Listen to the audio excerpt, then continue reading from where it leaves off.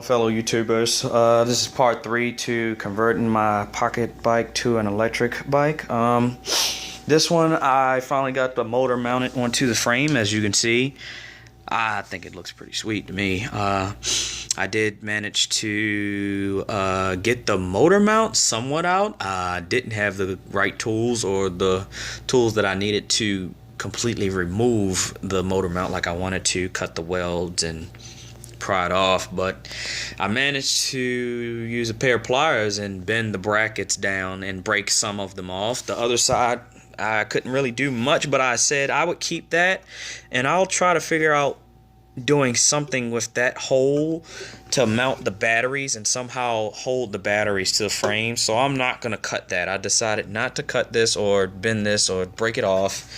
Like I said, I just managed to use a pair of pliers and bend some of the brackets off and bend them down, and it gave me some wiggle room to mount this motor in there. So the way I got this mounted now, I got the 2 up front and the 2 in the back, all 4 mounted in.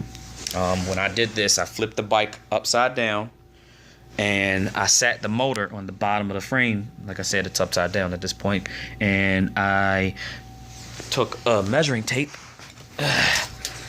and I sat it on the side of the sprocket like that, made sure it was straight. I mean, I know the tape measures nice and accurate and straight, so the chain wasn't on there either. It was flat against the sprocket, and I lined it up with the sprocket on the motor, and I made sure it was flat up against the sprocket on the motor, and that tells me that's almost as accurate as you're gonna get with the rear wheel.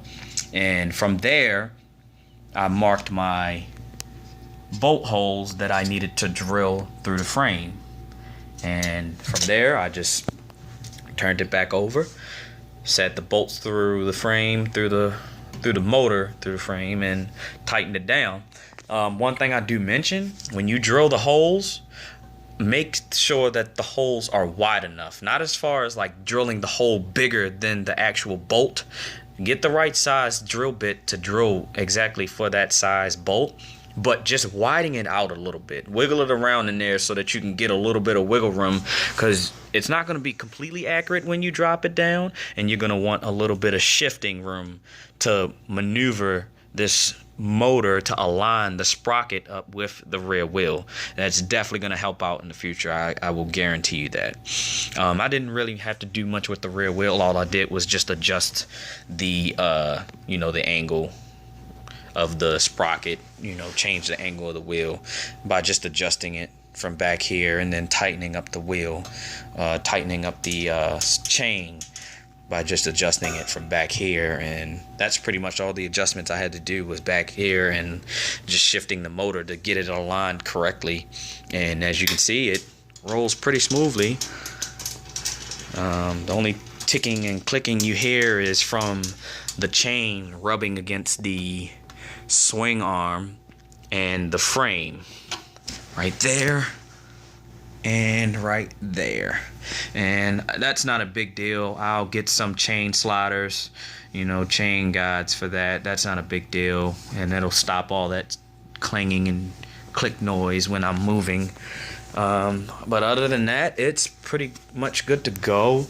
I also got a universal master link for this size chain. The sprocket ended up being the right sprocket that I told you guys on the last video. It is a T8F 10 millimeter sprocket, double D. It managed to fit right on there. Chain was the right size and everything. I didn't have to change the chain. I just cut it to length and used the master link, connected it together, and everything bolted in. So everything's coming together well so far. But like I said, the only hassle was really just aligning this motor up, the sprocket on this motor up with the rear sprocket. Once you get that, everything else is pretty much smooth sailing. I also got the motor wired in, and everything else is wired in as well. The charger port is wired in. The switch is wired in, and the controller throttle is wired in. The lights and everything that I have, the headlights and stuff, are wired in. You've seen that on the previous video that I did. And the motor. And these are for the batteries. Once I get the batteries, I'm pretty much good to go. And then we'll be able to test this bad boy and see what it does. But those are pretty much my tips on mounting the motor up and how I did it.